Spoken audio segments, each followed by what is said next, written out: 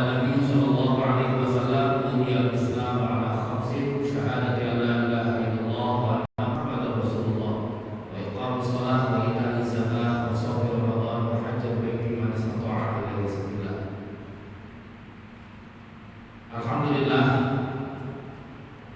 pengabdian sekian tahun, puluhan tahun akhirnya tiba.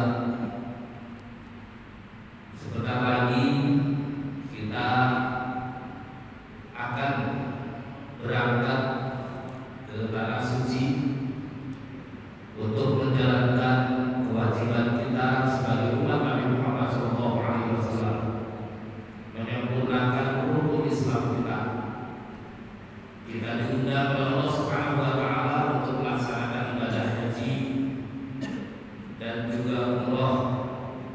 Dan yang paling terpenting dari itu semua, kita akan berziarah ke makam baginda Nabi besar Muhammad sallallahu alaihi wasallam yang selama ini kita dibimbing, diajarkan dan diberi kesempatan oleh Allah Subhanahu wa taala menjadi umat baginda Nabi Muhammad sallallahu alaihi wasallam. Nabiul Rahmah, ajaran yang mudah, ajaran yang ringan, dan kita sudah pasti dijamin surga oleh baginda Nabi Muhammad sallallahu alaihi wasallam.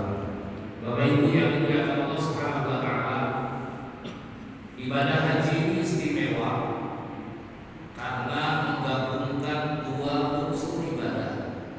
Satu, ibadah badaniyah, ibadah fisik, dan yang kedua adalah ibadah maliyah atau ibadah harta. Hartanya harus punya, fisiknya juga harus kuat. Maka dari itu Al-Imam Al-Ghazali menyebutkan bahwa di semua jenis ibadah, baik itu ibadah maliyah ataupun ibadah badaniyah, ada satu unsur yang paling penting. Unsur ini oleh Al-Imam Al-Ghazali disebutkan sebagai thuluthuddin. Sepertiga agama kita ini isinya adalah yang satu ini. Apa itu? Thuluthuddin menurut Imam Ghazali adalah niat. Sehebat apapun pekerjaan kita, kalau kemudian niatnya tidak baik, niatnya tidak benar, maka sudah bisa dipastikan kita tidak akan memperoleh satu keuntungan dari setiap ibadah yang kita lakukan. Sementara kita semua tahu, ketika kita menerima bimbingan manasik di tingkat kecamatan, di KPU, di tingkat kota, selalu pemateri memberikan satu bonus besar yang Allah Subhanahu wa taala siapkan bagi mereka-mereka yang melaksanakan ibadah haji. Al-hajjul mabrur laisa lahu jazaa illa al-jannah. Tidak ada balasan yang pantas bagi mereka-mereka yang melaksanakan ibadah haji. Mereka pasti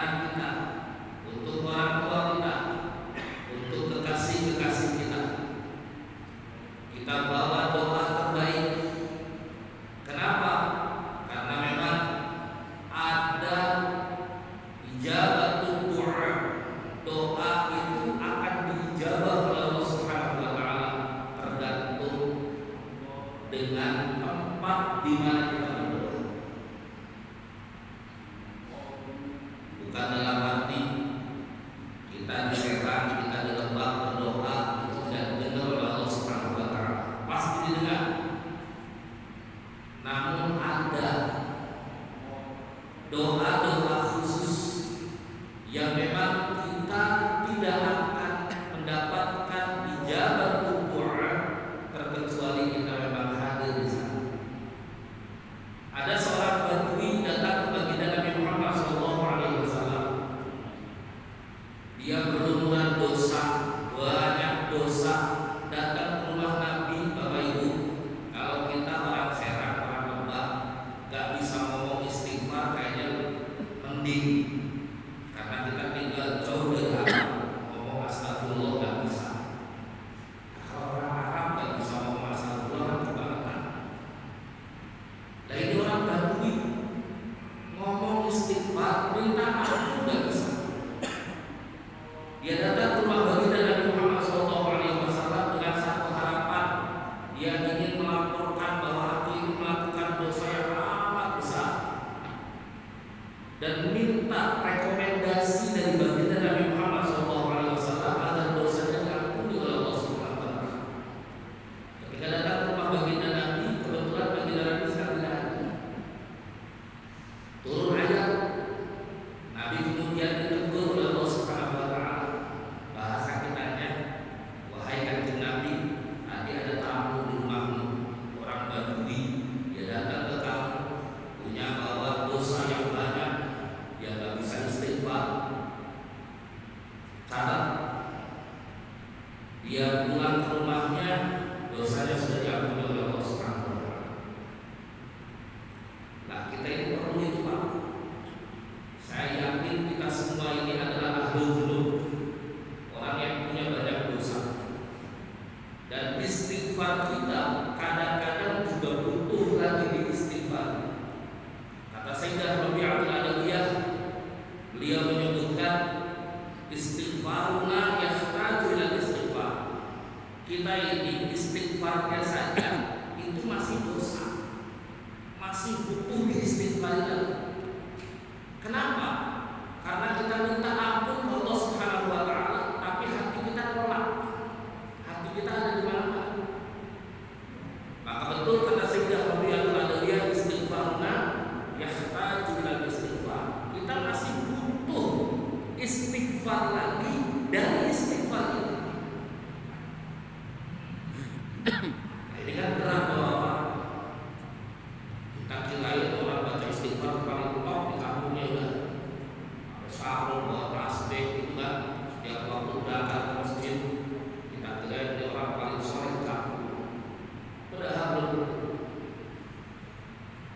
Maka kita diberi kesempatan oleh Allah Subhanahu wa taala datang ke sana, ziarah ke makam baginda Nabi, mengucapkan salam ke baginda Nabi. Kita datang ke sana dengan niatan kita punya banyak dosa. Kita butuh rekomendasi dari baginda Nabi Muhammad SAW agar dosa kita diampuni oleh Allah Subhanahu wa taala. Pulang dari tanah suci ke tanah air, kata baginda Nabi, kayaumi waladatuhu. Kita seperti bayi yang baru lahir dari perut ibu kita. Maka siapkan doa-doa terbaik. Kita ini Bapak-bapak, kadang-kadang kalau disuruh doa, suruh minta, doa-doa itu kan artinya minta. Ini kita masjid nih, kalau disuruh berdoa, saya yakin kita ini punya doa yang berbeda semua. Doa duniawinya ada, doa ukhrawinya ada. Cuman kata ulama, kita ini kadang-kadang doa saja, minta saja harus diajari. Kenapa? Karena kita ini juga tidak pantas meminta kepada Allah Subhanahu wa taala sesuatu yang sebetulnya itu kecil di mata Allah.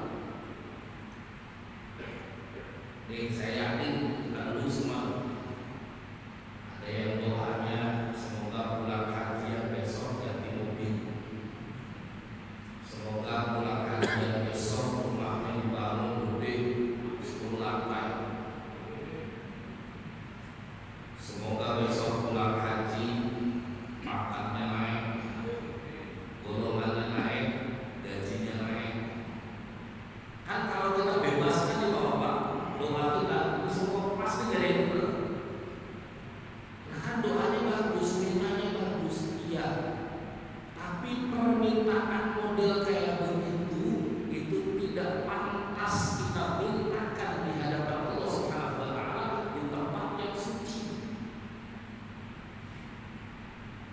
Maka jamaah haji, jamaah umroh ini jangan pernah menganggap kecil sebuah doa yang akan terus kita baca selama kita di tanah suci. Ini doanya kita hafal semua. Rabbana atina fid dunya hasanah fil akhirati hasanah wa qina adzabannar. Itu doa kelihatannya kecil tapi gede. Ya Allah, saya pengen bahagia di dunia. Ya Allah, saya pengen bahagia di akhirat. Wa qina adzabannar, dan jauhkan aku dari siksa api neraka. Kata mufassirin, yang namanya hasanah fid dunya itu apa? Bahagia di dunia itu tolak ukurnya apa? Kata mufassirin, ada yang berpendapat bahwa hasanah fid dunya adalah rizquhu fi baladi. Orang itu baru dapat kebahagiaan dunia kalau sumber rezekinya tidak jauh dari rumah. Ada pendapat ahli tafsir yang kedua, yang namanya hasanah fid dunya adalah yarzuqullah waladan salihah. Kita dianugerahi anak-anak yang soleh. Wah, ini investasi Pak. Kita punya anak soleh, nurut, patuh kepada agama. Nah, ini sudah sebuah investasi yang sangat besar. Ini akan membahagiakan kita di sejarah. Yang terakhir kata ulama, al-hasanatu fid dunya adalah kita diberi rezeki oleh Allah Subhanahu wa taala zaujatan shalihatan, pasangan hidup yang baik. Itu kan gede Pak, kelihatannya kecil doa tapi sebetulnya gede. Wa fil akhirati hasanah, kita pengen juga di akhirat bahagia. Nah, patokan bahagia di akhirat itu Bapak Ibu bukan kita masuk surga terus diberi fasilitas mewah oleh Allah Subhanahu wa taala, bukan. Ternyata kata ulama tafsir, yang namanya hasanah fil akhirat itu justru kita diberi kesempatan oleh Allah Subhanahu wa taala masuk ke surga dan diizinkan oleh Allah Subhanahu wa taala untuk memandang wajah baginda Nabi dan wajah Allah Subhanahu wa taala. Itu melebihi semua nikmat yang ada di dalam surga. Kita kan tahunya surga itu satu orang dapat bidadari 73. Setiap hari